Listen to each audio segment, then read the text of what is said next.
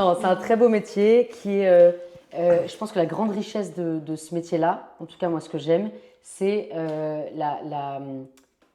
va dire la variété de possibilités de boulot qu'il y a en tant que psychomote en fonction de là où on travaille, du coup la patientèle qu'on reçoit, justement cette possibilité de formation continue et vraiment ce panel de pathologies un peu différentes qu'on peut voir. Et d'avoir un côté très global. Moi, c'est ce qui m'a beaucoup plu quand je me suis vraiment posé la question de pourquoi psychomote et pourquoi pas orthophoniste et pourquoi pas psychologue et pourquoi pas kiné et pourquoi pas. Je me suis posé 10 000 questions.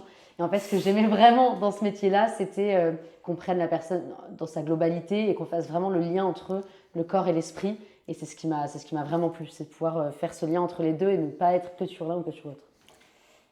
Donc, pour reformuler, ça c'est un truc qui marche bien, toi. La reformulation. Pour reformuler, c'est comme ça tu vérifies, c'est une autre astuce, tu vérifies si tu as bien compris ce qu'a dit l'autre et il est très content que tu l'aies compris.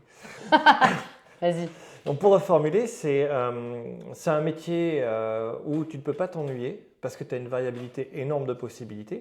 Sur le coup, si tu as du mal à trouver ta place, il y aura forcément une place pour toi parce qu'il y a énorme de possibilités, on a besoin de tous les profils.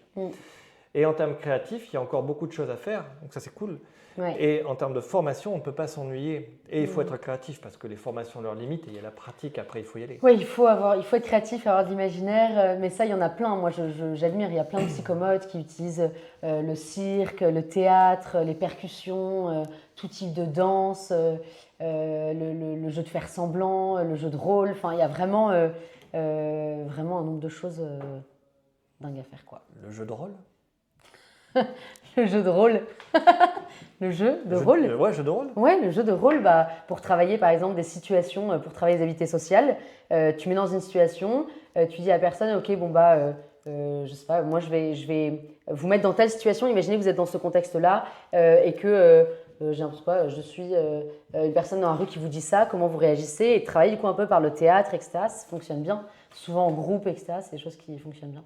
En tout cas, qu'on a eu la chance d'avoir un peu à l'école et de voir les bienfaits que ça pouvait avoir sur certains types de patients.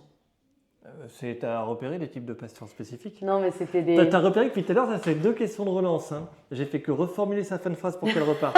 Mais en réalité, pourquoi j'ai parlé de jeux de rôle? C'est parce que moi j'en fais depuis que je suis gamin, depuis que je suis adolescent, je suis maître du jeu, j'écris des jeux de rôle aussi. Ouais. Alors moi, c'est pas un truc avec lequel je suis hyper à l'aise forcément.